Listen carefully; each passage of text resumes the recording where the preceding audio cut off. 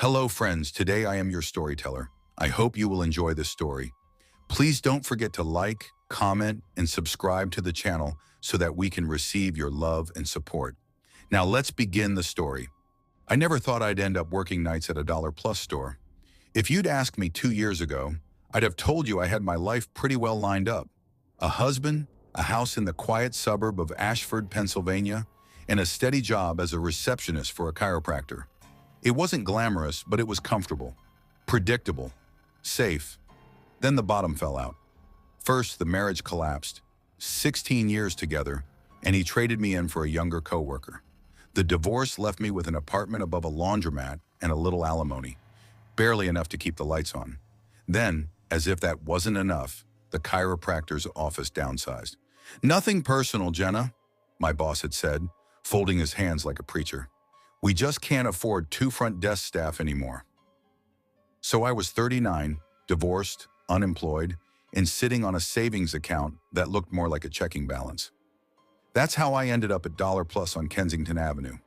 It wasn't my dream job, but it kept me moving, kept my mind from wandering down darker roads. Nights there were usually simple: sweep the aisles, restock shelves, make coffee for the few insomniacs who shuffled in. The pay wasn't much, but the routine gave me something I hadn't had in months: structure. The store itself was a squat brick building wedged between a defunct Radio Shack and a pawn shop. Inside, the linoleum floors carried a dull shine if you caught them under the flickering fluorescent lights. The coolers hummed in their steady mechanical way. By midnight, the parking lot outside was a black sea, broken only by one lonely street lamp buzzing with moths. Most nights I worked alone. Corporate called it streamlined labor hours. I called it lonely. Still, I grew used to the silence, even found comfort in it. But one Thursday night changed everything. It was just after 12:40 a.m. I was behind the register, wiping down the counter, when the chime above the door jingled. A man stepped inside. He was maybe 5'6", wiry, with neatly combed silver hair. His shirt was a pale blue button-down tucked crisply into khakis. His loafers looked worn but cared for. In one hand, between 2 fingers, he carried a single folded dollar bill. No wallet, no phone, no bag. "Evening," I said automatically, trying to sound more chipper than I felt. He nodded once. "Evening," he replied, his voice low but steady. He walked the candy aisle with a kind of deliberate patience, finally picking up a pack of peppermint discs and a bottle of spring water. He placed them on the counter, eyes fixed on me.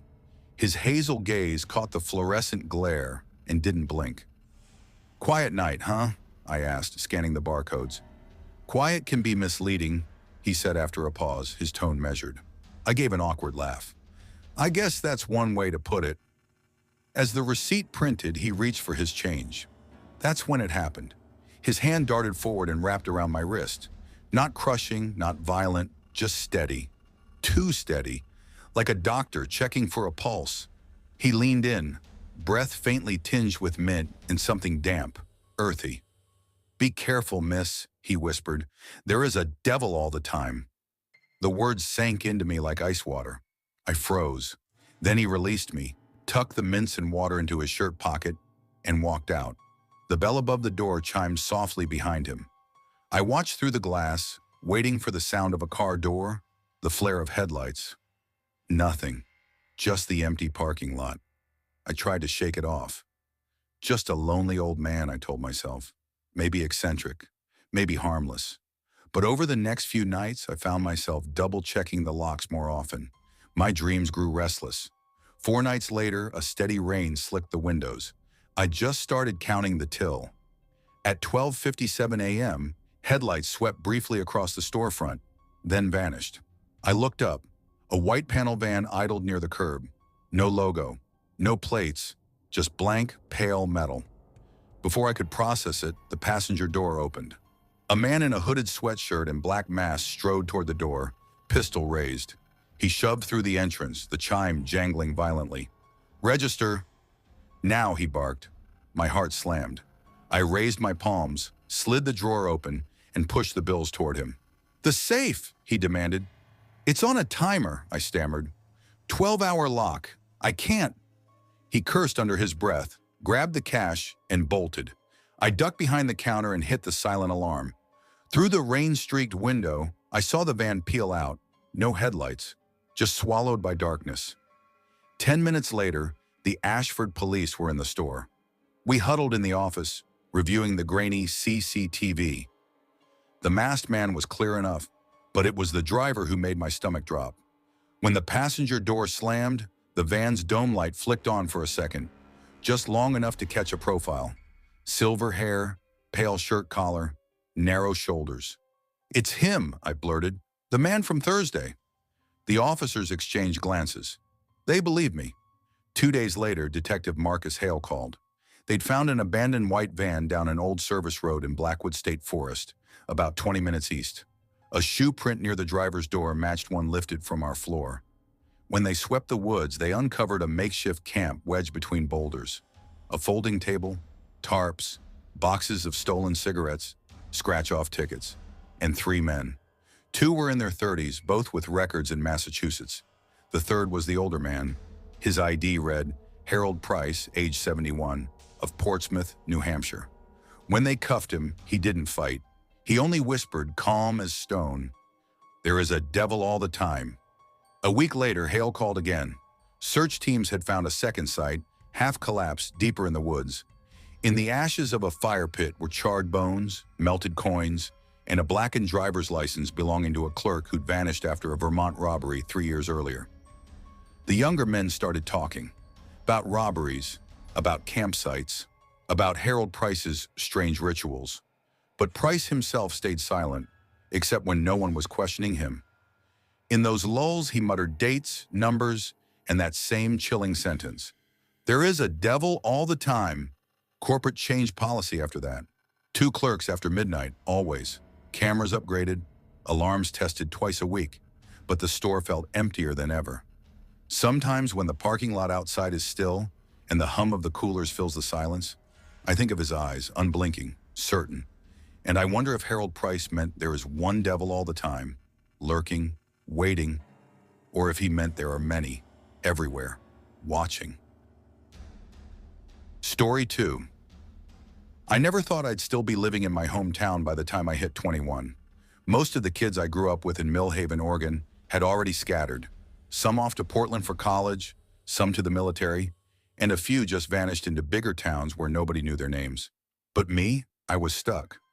2 years of community college ended with a transcript full of half-finished classes. I'd tried biology, criminal justice, even welding, but tuition piled up faster than I could pay it down. My mom worked as a CNA at the county nursing home, pulling double shifts after Dad's accident put him on disability. Bills stacked like bricks in the kitchen drawer, and rent always seemed due before we had enough to cover it. So when the Dollar Depot opened a new store on Riverbend Road, hiring part-timers for nights, I signed up without hesitation. It wasn't glamorous, but it was steady. Minimum wage plus a little extra for overnight shifts. Enough to keep gas in my beat-up Ford Ranger and help Mom cover utilities. I told myself it was temporary, that I'd go back to school once I got on my feet. But deep down, I knew temporary had a way of stretching into years. The store became a weird second home. Bright fluorescent lights, endless aisles of cheap candy cleaning supplies, and seasonal decorations that changed faster than I could keep track. Friday through Sunday nights were my regular shifts, quiet enough after midnight that we mostly restocked shelves, mopped floors, and joked around to kill the silence. My coworkers became a little makeshift family. Marty, the assistant manager, was in his mid-40s, balding, soft-spoken. He had the patience of a saint and a dry sense of humor that sneaked up on you. Jess, 19, worked nights to save money for nursing school. She was sharp, always the first to catch a mistake on the register. Luis, 27, had 2 kids at home and another on the way. He treated the job seriously, almost like security detail. But he'd break into a grin anytime someone mentioned his daughters. And then there was Donna, the shift lead. She was older, maybe early 50s, the kind of woman who ran things with a no-nonsense edge, but never forgot to bring homemade cookies around the holidays. The job itself wasn't hard. Sweep, stock, cashier, repeat. The customers after 10 o'clock were the real entertainment. Graveyard shift nurses loading up on snacks, truckers passing through, college kids buying energy drinks and plastic shot glasses. And then there were the lonely ones, people who wandered the aisles without buying anything, like they just wanted someplace bright to stand where nobody asked questions. At first I didn't mind. It was safe, predictable, until it wasn't. It was a Friday night, cold and drizzling, when everything changed. I wasn't even supposed to be there. I'd traded shifts with Jess so she could visit her boyfriend in Eugene. By the time I clocked in, the parking lot was slick with rain, the neon Dollar Depot sign buzzing faintly overhead. Inside, the smell of mop water and cheap cinnamon candles clung to the air. "Long night already," Marty muttered as I walked in. He was hunched over the counter, tallying receipts. "Anything good?" I asked, hanging my coat in the back. "Couple shoplifters, some drunk college kids, same circus, different clowns." Luis laughed from the stockroom. "Tell him about the guy who tried to return an empty bottle of cough syrup." "Don't remind me," Marty groaned. "He said it didn't work." I grinned, but beneath it I felt restless. Something about the night felt off. Maybe the rain, maybe the way the fluorescent lights flickered just a second longer than usual. By 11:45, we were winding down. I was breaking down boxes near the register when the front door chimed. 3 men walked in. At first, nothing seemed unusual. Hoodies, jeans, hands in pockets. But the way they spread out across the aisles made my stomach knot.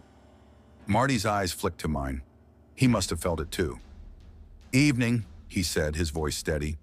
None of them answered. One moved toward the counter, the other 2 drifting left and right like they were casing the place.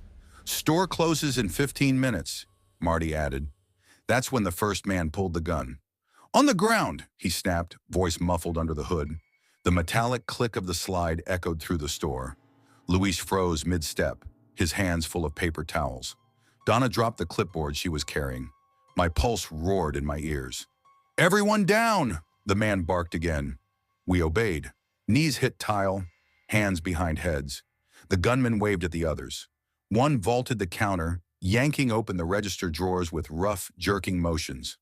Quarters spilled like raindrops onto the floor. The third man disappeared toward the back office. Marty's voice trembled. "You don't have to do this." "Shut up!" The barrel of the gun pressed against his temple. I remember every detail.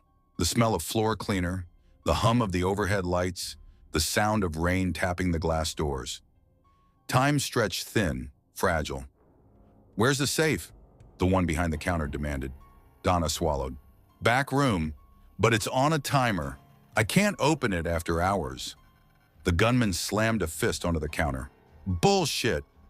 "I swear," she said. Her voice cracked, but she held her ground. The leader turned his attention back to us, eyes scanning. "Which one of you has the keys?" Marty hesitated. That split-second pause sealed his fate. The gun went off. The crack was deafening. Marty collapsed sideways, eyes wide, blood seeping into the grout lines of the tile. Jess wasn't even there, but I swear I heard her scream in my head. Luis shouted, "Jesus Christ!" and tried to crawl toward him, but the second man shoved him back with the barrel of another gun. "Keys!" the leader barked. Donna's hands shook as she pulled the lanyard from around her neck. He snatched it, tossing it to the man headed for the stockroom. What happened next lasted maybe 3 minutes. It felt like a lifetime. Drawers yanked, safe opened, bags stuffed with bills. The men moved with military precision, no wasted motion, no hesitation. Then, as if rehearsed, the leader ordered, "Line them up." My throat closed. I knew what that meant. "No, please," Donna begged. "You have the money." Just go, but mercy wasn't in their plan. She wasn't in their... They marched us toward the stockroom. My boots squeaked against wet tile, my vision tunneling. I thought of my mom, probably asleep by now, trusting that I was safe at work. Inside the stockroom, the air was heavy with cardboard and dust. They lined us against the wall. Marty lay crumpled near the doorway, eyes glassy. I waited for the gunfire, but then sirens, distant, rising, cutting through the night. The men froze. The leader cursed under his breath. "Move!" he snapped at his crew. They bolted for the back exit, bags of cash in hand. The door slammed, leaving only the echo of sirens growing closer. When the police swarmed the store, lights flashing blue and red through the rain, I felt like I'd been dropped into someone else's nightmare. Paramedics checked us over. Donna sobbed uncontrollably. Louis kept repeating, "I should have done something." Marty was pronounced dead on scene. Detectives herded us into the break room, notebooks ready. Questions spilled faster than we could answer. Who were they?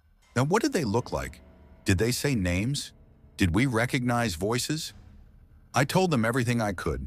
Hoodies, dark gloves, the snake tattoo on the leader's neck. But details blurred, slippery as water. By dawn, the store was cordoned off, yellow tape fluttering in the cold wind. News vans arrived before the body was even taken away. The headlines screamed, "Dollar Depot robbery leaves one dead. Execution-style attempt foiled by sirens." But that wasn't the end, not by a long shot. The suspects were never caught. Police chased leads from Portland to Idaho, but the trail always went cold. One rumor claimed they were tied to a biker gang. Another said ex-employees. Every theory ended the same. Silence. The store reopened after 3 weeks, shiny and scrubbed like nothing happened. But it wasn't the same. Donna quit. She said every time the door chimed, she thought she'd see them again. Louis transferred to a warehouse job. Better pay, less chance of staring down a gun barrel. I stayed for a while, part stubbornness, part guilt. I couldn't shake Marty's face from my mind, his steady voice, his stupid dry jokes. He'd been the kind of man who deserved better than a bullet in the head over a few thousand in cash. Eventually I left too, got a job at a tire shop, but the store never left me. Last winter, the town held a vigil. The mayor gave a speech about community resilience. Marty's daughter, now grown, lit a candle in his honor. I almost didn't go, but something pulled me there, standing in the drizzle among strangers. When the service ended, I lingered in the lot. The air smelled of wet asphalt and candle wax. That's when I saw him. Tall, hood pulled low, hands in pockets, leaning against the far fence near where the old gas pumps used to be. He turned just enough for the sodium lights to catch the ink on his neck. A snake, coiled and sharp. My chest locked. Before I could move, a bus roared past on Riverbend Road. When it cleared, the man was gone. Maybe it was just some stranger with a tattoo. Maybe my mind was playing tricks, but deep down I knew. Some ghosts don't fade. Some monsters learn to live among us, ordinary as neighbors. And every time I drive past a dollar store, I hear Marty's voice again. "You don't have to do this," and the gunshot that proved otherwise. But after 10 p.m., the place turned into another world entirely. The only regulars at night were Mr. Daniels, the manager, mid-40s, wiry guy with a thick mustache, always smelled faintly like menthols. He left by midnight. Kayla, part-timer who stocked greeting cards and cosmetics. She clocked out around 11. And occasionally a police cruiser would roll through the lot, headlights sweeping over the store, just killing time. After that, it was just me. The hum of the coolers, the squeak of the mop bucket wheels, the echo of my own footsteps. I'll never forget that first night. Daniels handed me the checklist in the back office before heading out. Front aisles need mopping, seasonal displays gotta be faced, and do the dumpster run around 3 if you get the chance. He tapped the list with his pen. "Oh, and keep the back door locked when you're out there. Don't prop it open." "Why?" I asked. He hesitated. Last year, some teenagers thought it was funny to throw fireworks in the dumpster, while George, remember him, was standing right there. Could have lost an eye. Just don't take chances. I nodded, trying to look like I wasn't nervous about being alone. But I was. By 2 a.m., I'd restocked most of seasonal, cheap plastic Easter eggs, neon baskets, pastel candy. The lot outside was nearly empty except for one flickering streetlight by the entrance. Across Westfield Road, the old Shell station sat abandoned, pumps wrapped in yellow caution tape. Around 2:40, I wheeled 3 black trash bags to the back. The lot behind the store was quiet, lit by one buzzing lamp that gave more shadow than light. Beyond the dumpster, the pavement melted into a wall of trees, the kind of darkness that swallows sound. I had just heaved the first bag in when I froze. A sound.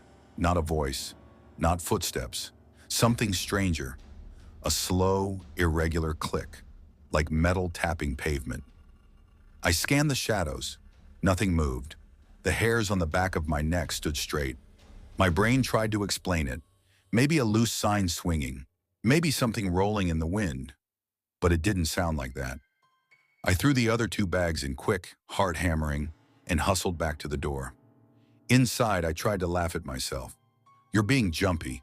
First night alone, of course your brain's playing tricks. But I kept thinking about that sound. At 3:10, I was at the register, flipping through the nightly sales log when headlights swept across the front windows. A car pulled into the far end of the lot, not in front of the store, off to the left, half hidden by the side wall. It idled there. I stepped back so I wasn't visible and peeked from the end of the candy aisle. Silver sedan, rust around the wheel wells. The driver's door opened. A man stepped out. Tall, hood pulled up, hands shoved deep in his pockets. He didn't head toward the entrance. Instead, he walked slowly along the side of the building, deliberate, like he was counting each step. I moved to the toy aisle, pretending to straighten shelves but keeping him in sight. He stopped under the streetlight, bent down, and picked something up from the ground. For a moment, he just held it. Then, he turned his head and locked eyes with me through the glass. Even across the distance, it was sharp, intentional, like he knew exactly where I was. I felt my stomach drop. I grabbed the store phone and dialed the non-emergency police line. Ridgemont Police, dispatch. Yeah, hi, this is Alex. I'm at the Dollar Tree on Westfield. There's a guy outside acting weird. Silver sedan, dark hoodie. Could you send someone by? Do you have a license plate? I can't see it. Okay, we'll send a unit to check. By the time a cruiser rolled through 10 minutes later, the sedan was gone. Officer Ramirez stepped inside, his flashlight still in hand. Someone giving you trouble? I explained. He frowned. We've had a couple calls like that tonight. Could be nothing, but... He glanced toward the door. Keep it locked if you feel uneasy. We'll swing back around. I nodded. My hands were still shaking. It didn't happen again until Friday. 3:05 a.m. I caught movement in the reflection of the glass. Same sedan, same place in the lot. This time, he didn't get out right away. Just sat there, engine idling. I picked up the phone but didn't dial yet. My pulse pounded in my ears. Finally, the driver's door opened. He stepped out. Hood up. That same slow walk. But instead of circling the side, he stopped in front of the entrance. Didn't try the handle. Just stood there. Then he crouched down and set something on the pavement.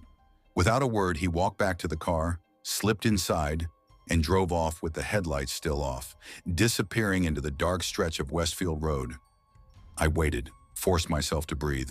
Then I edged toward the door and peeked outside. On the ground, right where he'd stood, was my name tag.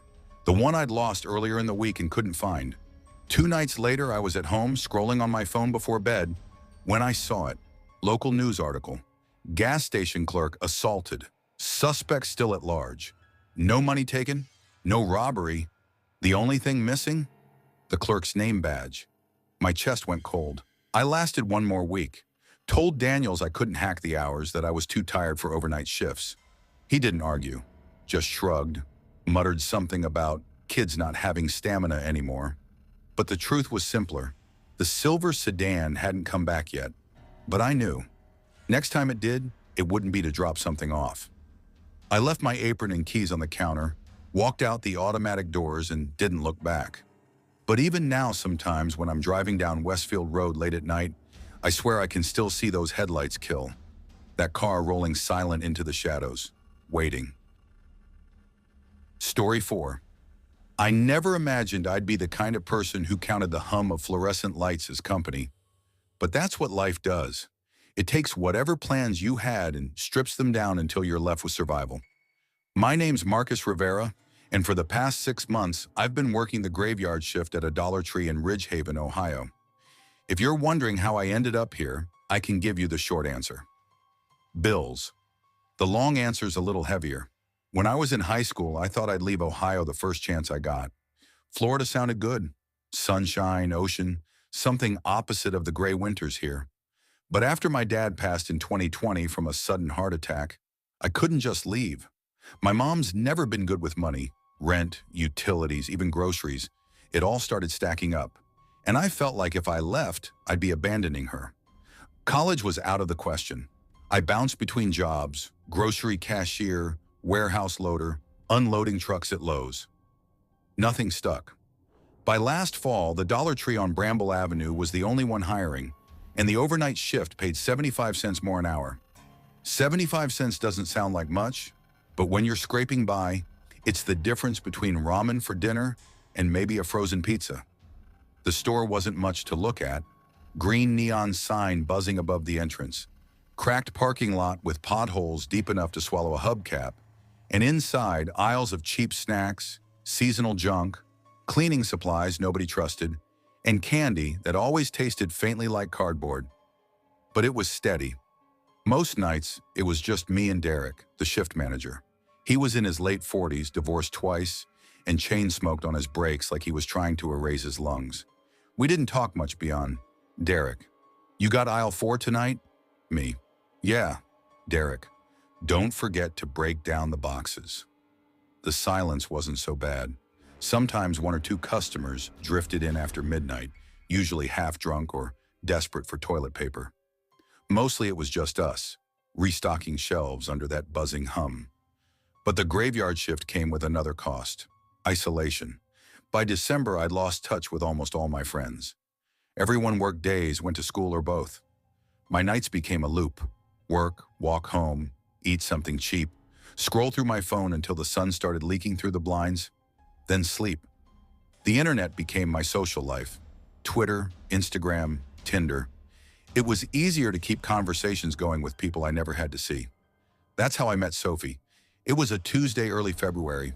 Snow still clung to the sidewalks, the kind that turns gray after days of plows pushing it into piles. Around 1 a.m., I was on my break in the tiny employee room, sitting on a folding chair with a vending machine Coke. I opened Instagram, half asleep, and saw a new follow request.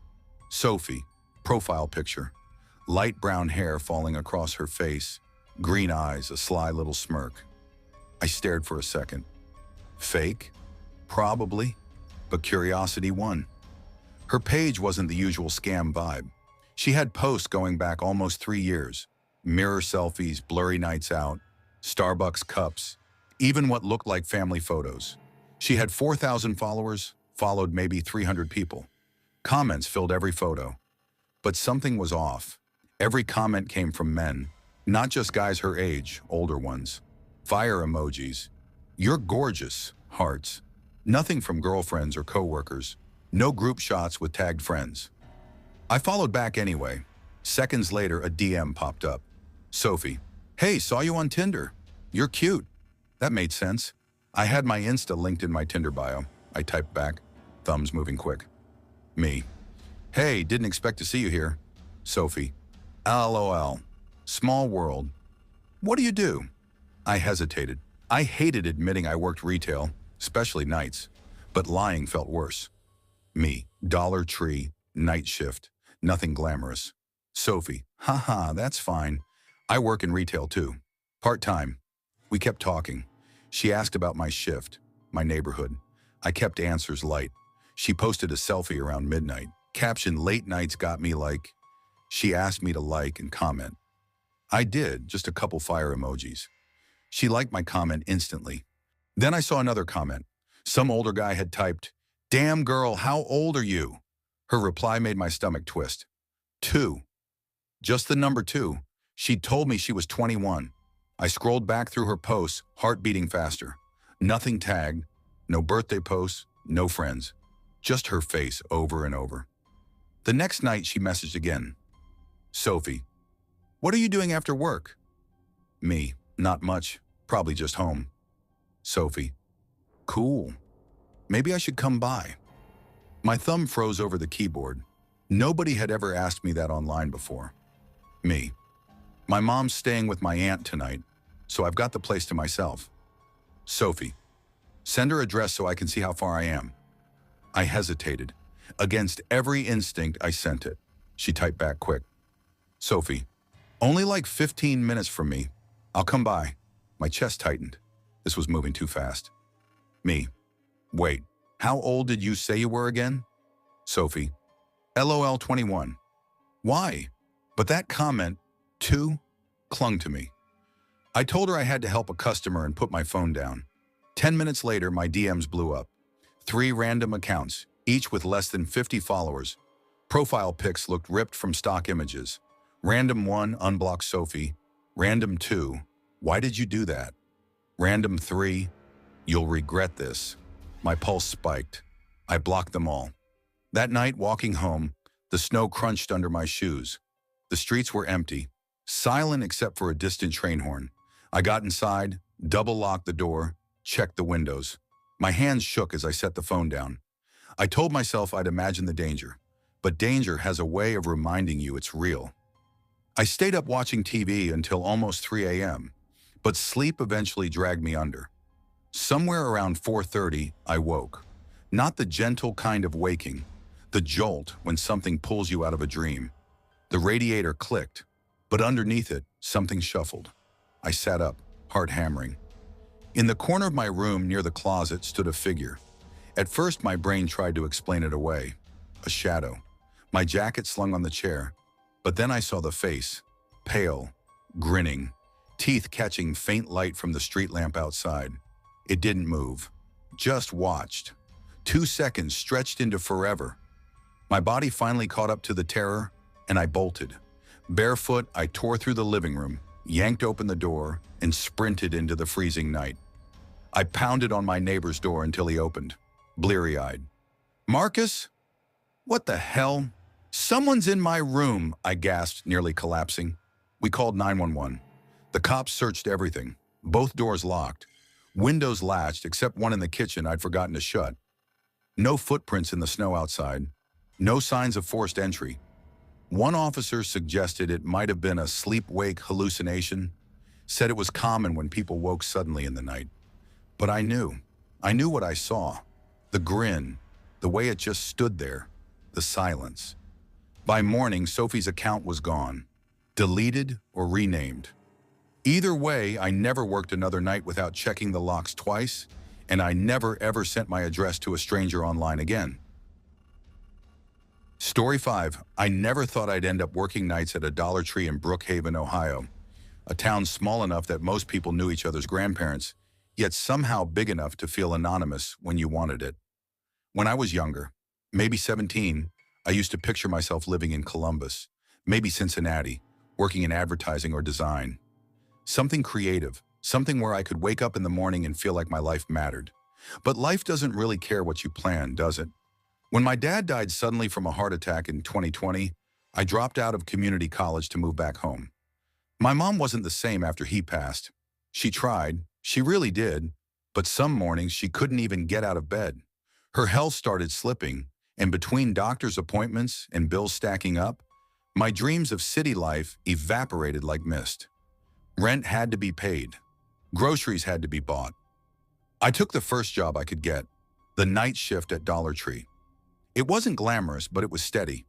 The store closed at 9 p.m., but my shift went until 1 a.m. Most nights it was just me and whoever was scheduled as manager. Usually Cody, a 26-year-old with a nicotine addiction and a habit of sneaking out to his car to vape and scroll TikTok instead of doing inventory. The job was mostly stocking shelves, sweeping aisles that smelled faintly like bleach and stale chips, and breaking down cardboard. Quiet work, too quiet sometimes. That's why I kept my phone on me. Music, podcasts, texting friends. It kept me sane in those long, fluorescent-lit hours. And that's how it started. It was late October, a Thursday night, the kind of night where the air outside felt brittle and thin, and the parking lot lights buzzed like they were ready to give out. I was in the seasonal aisle, unpacking boxes of glitter-covered ornaments and plastic candy canes, when my phone buzzed. At first, I ignored it. No one important ever messaged me that late, and Cody sure as hell wasn't going to check if I was slacking. But when I glanced down, I saw it wasn't a text. It was an Instagram DM, the username ForeverAfterZ. No profile picture, no bio, just the request preview. Check this out. I almost deleted it. I'd had my share of weird DMs before.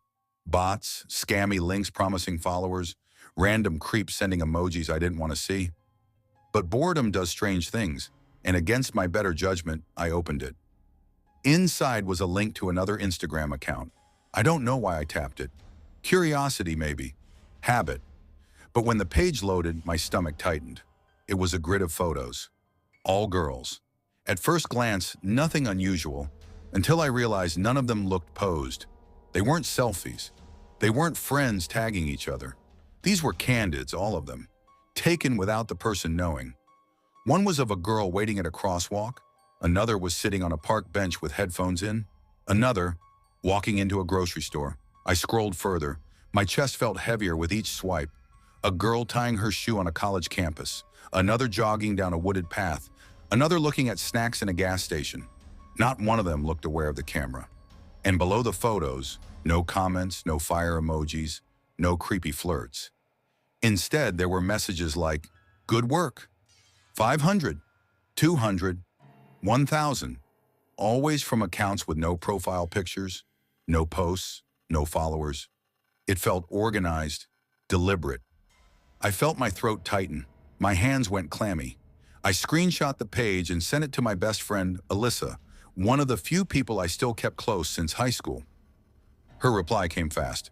"Alyssa, what the fuck is that? Is that me? Me. I don't know. Just got the link. Alyssa, report that right now." So I did. Reported the account. Locked my phone. Tried to shake it off. I had work to do. Boxes to unload. A deadline before Cody decided to wander out and complain. But something lingered at the back of my mind. A prickling unease.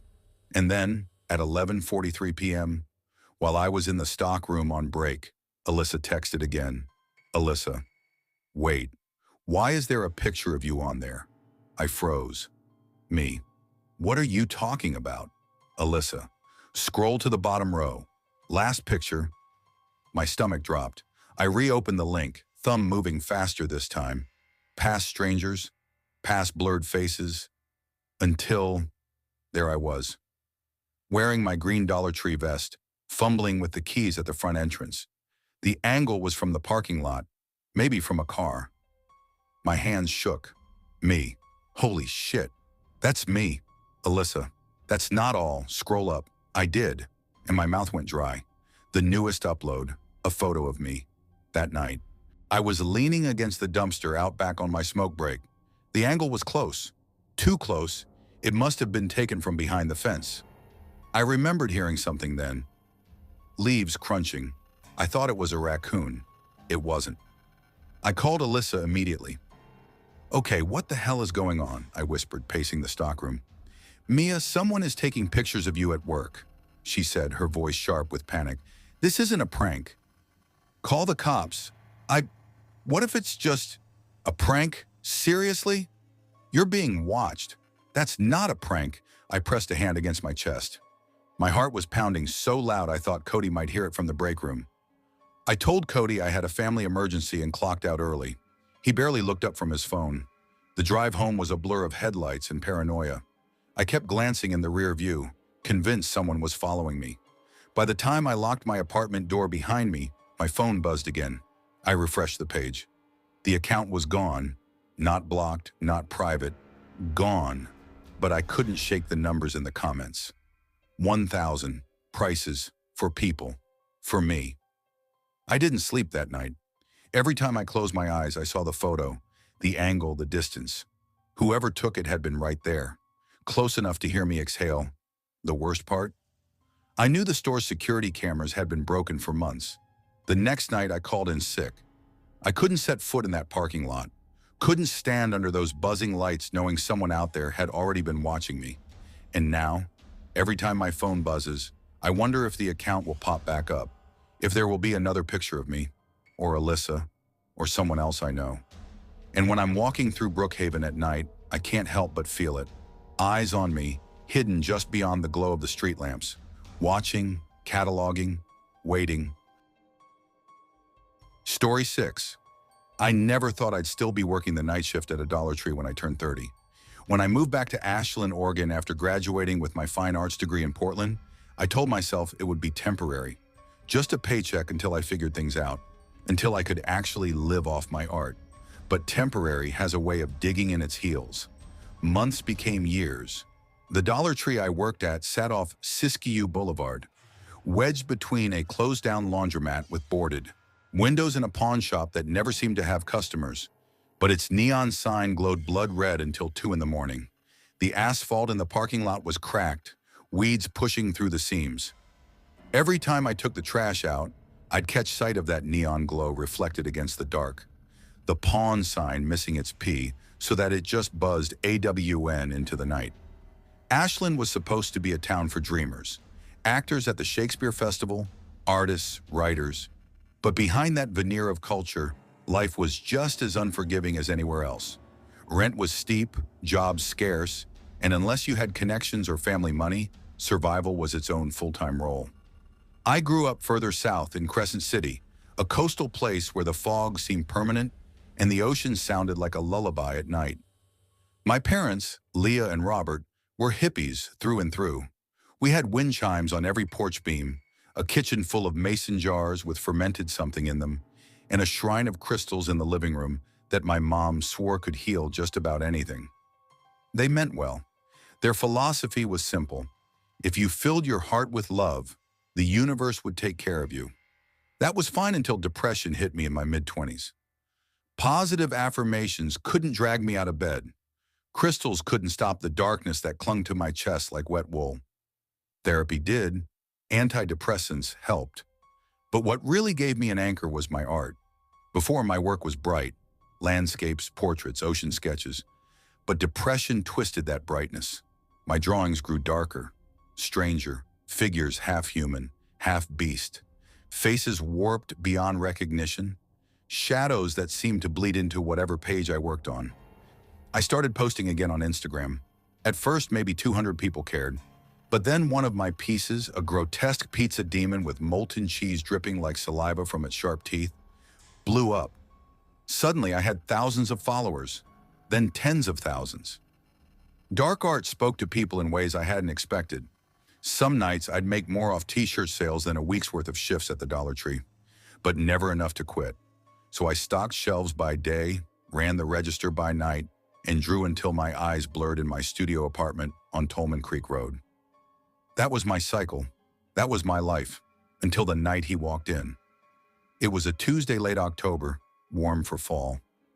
We propped the Dollar Tree's front doors open to let in the breeze. The smell of stale beer and asphalt drifted in from the bar across the street. I was leaning on the counter, scrolling through my feed, when the door chime jingled. He walked in slow, deliberate, tall, lean. His skin looked pale, almost gray under the fluorescence. His hair was black, messy but styled in that purposeful way. He didn't grab a cart, didn't grab a basket, just wandered the aisles with his hands clasped behind his back, studying the shelves like he was in a museum. After a few minutes, he brought one thing to the counter, a plain black sketchbook. "You draw?" His voice was low, deliberate. I hesitated, scanning the barcode. "Yeah, mostly darker stuff." His eyes flicked up, narrowing slightly. Not suspicious, more like I'd just passed some unspoken test. "That's good." Most people are too afraid to be honest in their work. I gave him a polite smile. "Guess I'm not most people." He pulled out a crumpled 20 and slid it across. As I reached for change, he leaned in just slightly, his voice soft enough only I could hear. "You should post more. Your page, it's the only one I've followed in years." My stomach tightened. I hadn't told him my name, let alone my Instagram handle. "How?" I started, but he cut me off with a faint smile. "I'll be in touch." And just like that, he turned and walked out, left the sketchbook behind on the counter. That night, I got a DM on Instagram. The account was called Elias Works. No posts, no followers, just a black square for a profile picture. "Nice meeting you today. I have a proposition. I want to commission you. Name your price. No restrictions?" Normally, I would have been thrilled. Commissions were gold, but the speed with which he'd found me made my skin prickle. Still, rent was due. I threw out $100, my safe rate. You're undervaluing yourself. I'll give you $1,500. Draw whatever comes to mind when you think of hunger. I stared at the message. Hunger? I didn't ask what kind. I didn't want to. Deal, I typed back. For a week straight, I poured myself into it. A surreal figure, mouth stretched impossibly wide, teeth jagged, stomach sewn shut. I posted a censored preview online, then sent him the full version privately. Within minutes, $1,500 hit my PayPal. His only reply, beautiful. Real beauty is cruel, isn't it? From there, we messaged constantly. Sometimes about art, sometimes about philosophy, always just vague enough to keep me hooked. One night he sent, "Want to see my work?" Curiosity gnawed at me. Against my better judgment, I typed, "Sure." A disappearing photo loaded. My thumb hovered before I tapped. A goat's head, real, submerged in some murky green fluid. Its lips had been carved away to reveal its teeth, each one etched with tiny symbols. Its eyes were replaced with polished stones that gleamed under the light. My stomach flipped. "Is that real?" I asked. "Completely. Slaughterhouse find, modified over months. Skulls are capsules. They hold every fear the creature ever had." I didn't know what to say. I didn't want to offend him, not when he'd paid me so much. "It's intense," I typed finally. A few nights later, another disappearing photo came. I didn't want to open it, but the notification sat there like a dare. A monkey's head, altered almost beyond recognition. Eyes replaced with black stones. Mouth sewn shut, bulging, like something inside was pushing against the stitches. I locked my phone, bile in my throat. "That's too human for me. I can't look at that." His reply came instantly. "Interesting you should say that. My dream is to work with a human skull. I've put ads out. No one takes me seriously. Time is running out. Would you help me get one?" My hands went cold. I never replied. I deleted Instagram that night, wiped every trace of where I lived, but it didn't matter. A week later, after closing, I carried bags of trash to the dumpster out back. The lot was empty, quiet, except for a tall figure standing under the streetlight at the far end. Still, watching. I froze. My heart thudded against my ribs. Slowly, I backed inside, locked the door, and waited until the headlights of my rideshare lit the lot. I haven't seen him since. Not clearly. But sometimes when I'm walking home, I feel eyes on me. Sometimes I hear footsteps that vanish when I stop. And I keep thinking about what he said. Skulls are capsules. They hold every fear and thought a creature ever had. Sometimes I wonder if he's still out there. Still waiting. Still imagining what mine might hold. Story 7. I never thought I'd end up working nights at the Dollar Tree in Willow Creek, Ohio. When I was younger, I pictured something better for myself. College, a career, maybe a small place in Columbus, with a garden out back and a couple of dogs running through it. But life doesn't always stick to the script you write for it. When my mom got sick in 2019, everything shifted. I was 25, working at an insurance call center in Cleveland. The job paid the bills, sure, but every day it felt like I was withering a little more under the fluorescent lights, reciting the same script to angry voices on the other end of the line. Then one Friday I got the call. Mom had collapsed in her kitchen. Heart failure, the doctor said, though she pulled through. Still, she couldn't manage the house on her own anymore. So I came back to Willow Creek, a town I thought I'd left behind for good. It's the kind of place people pass through without ever really noticing. A gas station, a McDonald's, a Dollar Tree, and 2 traffic lights. That's the whole postcard. Most of my high school friends had scattered the minute they graduated, chasing jobs or college, or just the promise of anywhere else. Me, I came back, and that was supposed to be temporary, just until Mom was stable, just until I got my bearings. That was 3 years ago. The Dollar Tree wasn't my dream, but it was what was hiring. My manager, Denise, was 40-something, divorced, tough as nails, and addicted to Diet Coke. Then there was Marty, a retired truck driver who worked stock shifts because he said his pension wasn't cutting it. And Jasmine, 19, with a different hair color every week and a laugh that carried across the whole store.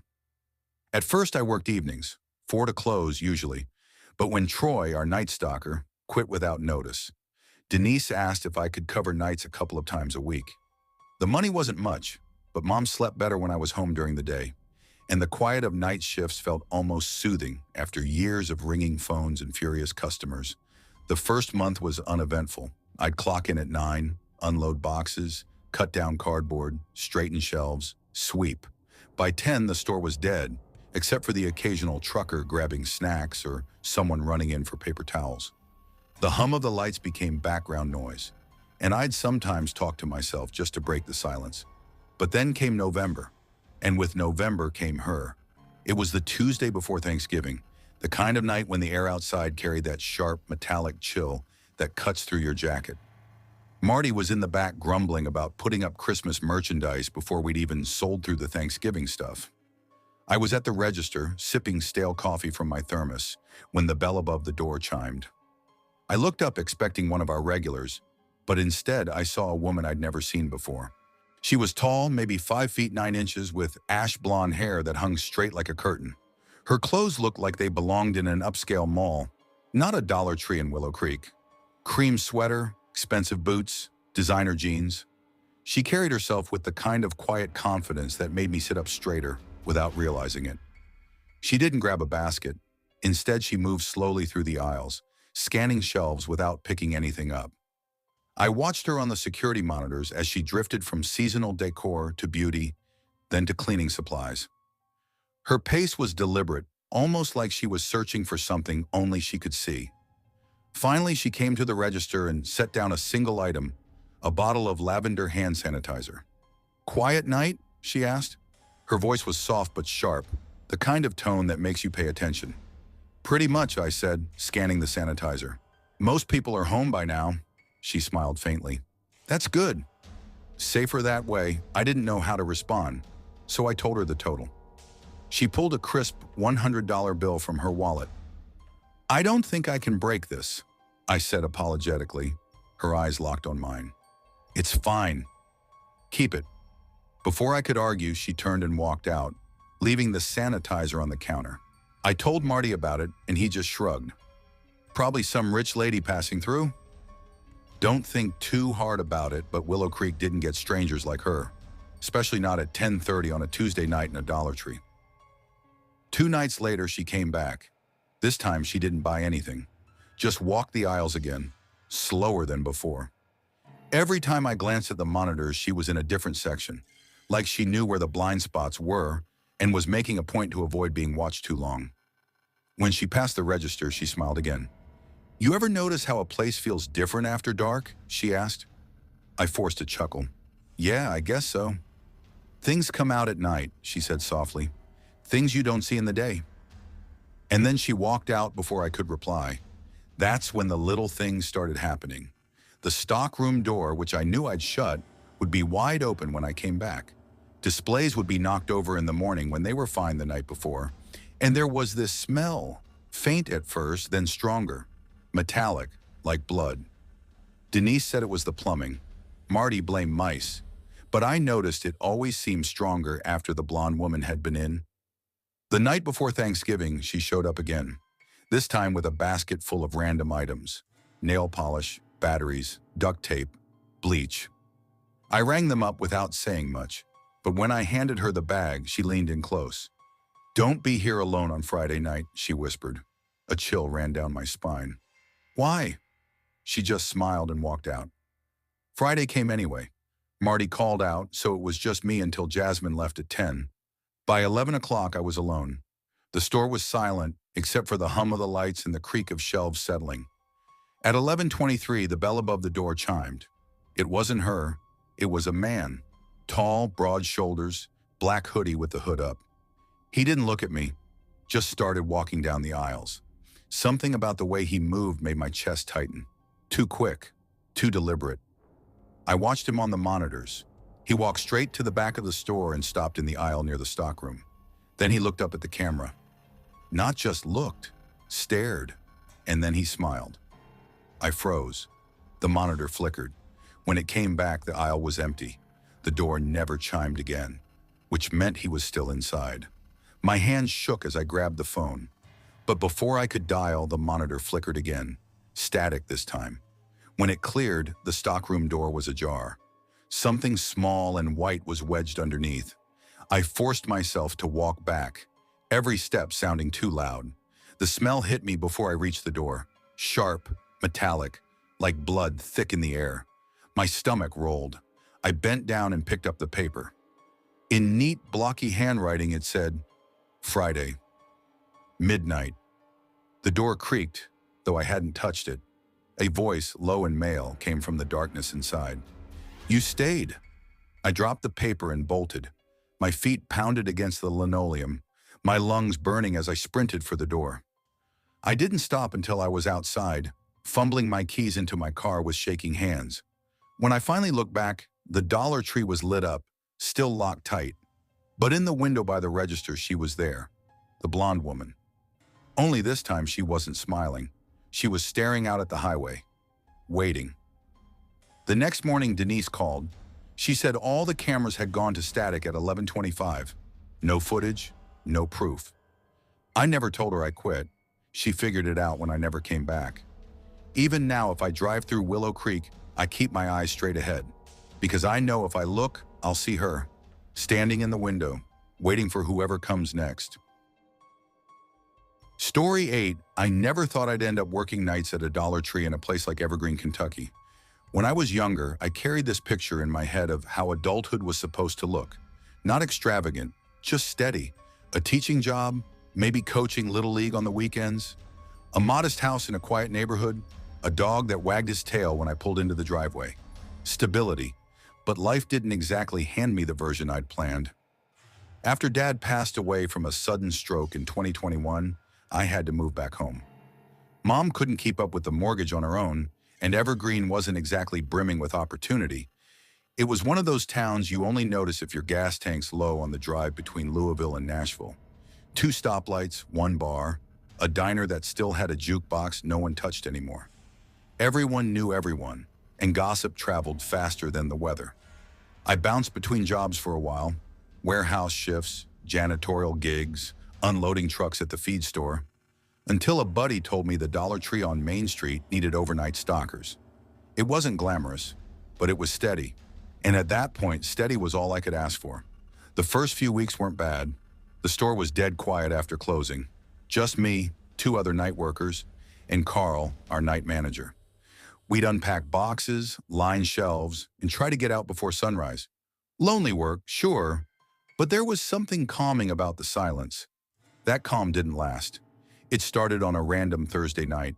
Around 3 a.m. during our break, I sat in the stockroom, scrolling through my phone, sipping a canned Starbucks mocha from the cooler. My coworker Jess, 30-something, sharp tongue, always talking about her teenage son, was rambling about how he wouldn't stop making slime kits in the kitchen. I joked, guess he's single-handedly driving up glue prices. She laughed. We all laughed. It was nothing. The next day, though, I was at home scrolling Instagram, and there it was, an ad for Elmer's glue. Not just any glue, Elmer's glue in Spanish, with a little "ships from Mexico" tag under it. I thought it was just some weird algorithm thing, coincidence, but then it kept happening. A few nights later, Carl and I were stocking seasonal stuff, cheap knockoff Halloween masks, the kind that looked more unsettling than fun. He picked one up, shook his head, and muttered, "These things freak me out." My mom used to swear they looked just like some old crime case mask she saw in the news. We talked for maybe 2 minutes. 2 days later, I'm on YouTube, and the autoplay feeds me a documentary thumbnail. A crime special, on the cover, the exact same cracked smile mask Carl had held up, same blotchy paint, same crooked grin. That's when the back of my neck prickling started. One night, Jess lit a cigarette behind the loading dock. The street was quiet, the kind of quiet that presses down on your chest. She squinted at me through the smoke. "Doesn't it creep you out how dead the street gets?" "Yeah," I admitted. She leaned in a little. "Hey, do you ever feel like your phone's listening to you?" I tried to play dumb. "What do you mean?" "Last night, I told my son we should get a pressure washer for the porch. This morning, bam! Facebook ad for the exact model. Exact one. That's not coincidence, man. I laughed it off, but inside I was rattled because the same thing had been happening to me. I started using my old flip phone for work, leaving my smartphone at home. But that didn't solve it. One night after a slow shift, I came home, dropped my Dollar Tree cap on the counter, and fired up my smartphone to check my email. The screen flickered. For a split second, the camera light blinked on, like it was recording. Then a sound file appeared in my downloads. I hadn't touched anything. I opened it. Static at first, then, faintly, my voice. These things freaked me out. Then Carl's voice. My mom swore they reminded her of some old true crime case. Our exact conversation, word for word. The next day, I cornered Carl in the stockroom. You ever feel like your phone's listening to you? I asked. He gave this short laugh. Feel like it is listening to you. Man, it is. Everybody's is. Don't sweat it. Just don't say anything worth selling. But how? Algorithms, he shrugged. Stores do it too. You think that mystery shopper training was for fun? They track how many times you say a product name. They push ads based on your conversations. He said it casual, but there was something in his eyes like a warning. That week, things escalated. I started noticing a white van parked across the street when I left work at 5 a.m. Always the same one. No logos, no plates on the front, engine running. At first, I told myself it was just a delivery guy, but it never pulled up to any building. It just sat there, watching, so I tested it. On break, I told Jess, loudly, that I was thinking about buying a specific antique wall clock. I laid it on thick, 1920s oak case, Roman numerals, brass pendulum. By the time I got home, Instagram was serving me ads for antique clock auctions in towns I'd never heard of. That night, I stopped bringing my smartphone to work. Didn't matter. 2 nights later, I was shelving bleach bottles when the store's PA system crackled on. That was weird. The PA never got used after hours. Then, through the speakers, I heard my own voice. Distorted, but mine. Creeps me out how quiet this street is. My stomach dropped. That was me talking to Jess, word for word. The speakers cut out. Silence. When I told Carl, he didn't even blink. You know there are mics in the register scanners, right? Store security updates. Everything's connected. But why play it back? I whispered. He gave me this look. Part pity, part warning. Sometimes, and he said, it's not about selling you something. My last night at Dollar Tree was a Friday. Carl called out. Jess had to leave early. It was just me. I was sweeping aisle 3 when I heard a faint hum, not from the lights, from my apron pocket. My flip phone was on. The screen was black, but the mic icon glowed red. Recording. I yanked the battery out. My hands were shaking. I turned toward the front doors. The white van was parked across the street. This time the engine wasn't running. The driver's side door hung open. I don't remember locking the store. I just remember sprinting to my car, fumbling with the keys. When I looked back, the van's door was closed, and in the darkened doorway of the Dollar Tree, someone was standing. Not Carl, not Jess. Someone in a cracked smile mask. The same mask Carl had joked about weeks ago. I quit the next morning. Haven't stepped foot in that store since. Now I keep every device I own wrapped in foil when I'm not using it. I pay cash. I stay off social media. But sometimes my old smartphone, the one I smashed with a hammer, shows up in places I didn't leave it. And last week at 2 a.m., it powered itself on. A recording played while I lay frozen in bed. It was my voice in the stockroom saying, "Don't think too hard about it or you'll go crazy. Only this time, I know for certain. I never said those words.